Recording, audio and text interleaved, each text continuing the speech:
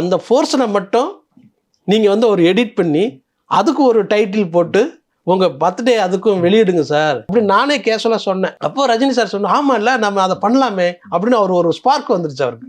நீங்கள் வேறு என்னென்ன பேட்டி எடுத்தீங்க என்கிட்ட கேட்குறாங்க. இந்த மாதிரி ரவிக்குமார் சார்கிட்ட நான் பேட்டி எடுத்திருக்கேன் சார், அவர் படையப்பா எப்படி உருவானது அப்படிங்கிறத பற்றி பேசிகிட்டு இருக்கும்போது அப்போ அவர் அதெல்லாம் பதிவு பண்ணியிருக்கேன் நான்.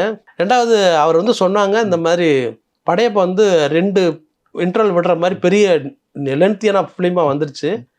நாங்கள் வந்து அதை என்ன பண்ணுறதுன்னு தெரியாமல் யோசிச்சுக்கிட்டு இருக்கும்போது, ஏன்னா அந்த சீன்ஸ் எல்லாம் வந்து எடிட் பண்ண முடியாமல் இருக்கும். அதாவது அவ்வளவு பிரமாதமாக வந்திருக்கு அந்த சீன். ஒரு ஃபைட் சீன் அதில் இருந்திருக்கு. இதெல்லாம் வேஸ்ட் பண்ணணுமா அப்படிங்கிற ஒரு பெரிய தயக்கம். என்னடா இப்படி ஒரு வருத்தம் வந்துருச்சு, என்னடா இதெல்லாம் எடிட் பண்ணணுமா அப்படிங்கிற மாதிரி. ஏன்னா அவ்வளோ இன்ட்ரெஸ்டிங்காக இருக்குது. ஸோ அப்போ ரஜினி சாரும் பார்த்துட்டு அப்போ தான் வந்து அவர் சொல்லியிருக்காரு 2 இன்டர்வல் விட்டுடலாம் அப்படிங்கிற மாதிரி சொன்னதாக ரவிக்குமார் சார் சொன்னாங்க. அதுக்கப்புறம் தான் கமல் அவர்கள்ட்ட ஃபோன் பண்ணி கேட்டு, இந்த மாதிரி நீங்கள் அதை பண்ணக்கூடாது, அப்படி செஞ்சுறத வந்து ரொம்ப தப்பான போயிடும். ஏன்னா நிறைய தியேட்டரில் வந்து பெரிய லென்த்திய படங்களுக்கு வந்து ஆப்ரேட்டரை எடிட்டராக மாதிரி பல படங்களை வெட்டி தூக்கி போட்ட சம்பவம்லாம் நடந்திருக்கு. அதனால தயவு செஞ்சு நீங்கள் அதை பண்ணிடாதீங்க, நீங்கள் 15 ரீல்குள்ளே முடிச்சுக்கோங்க அப்படின்னா கமல் அவர்கள் சொல்லி தான் கேஎஸ் ரவிக்குமார்ட்ட ரஜினி அவர்கள் சொல்லி அது முடிச்சது. அதுக்கப்புறம் தான் அந்த 15 ரீலுக்குள்ளே அது வந்தது. அப்போ வந்து நான் தற்செயலாக அவர்கிட்ட ரவிக்குமார் சார்கிட்ட கேட்டேன், சார் என்ன சார் நீங்கள் வந்து அதெல்லாம் எங்கே சார் வச்சுருக்கீங்க, என்னென்ன யோ அதெல்லாம் கிராப்பில் போயிடுச்சியா அப்படின்னு சொல்லிட்டாரு. ஏன்னா அது இப்படி கிராப்பில் போயிடுச்சுன்னு சொல்லிட்டாரு.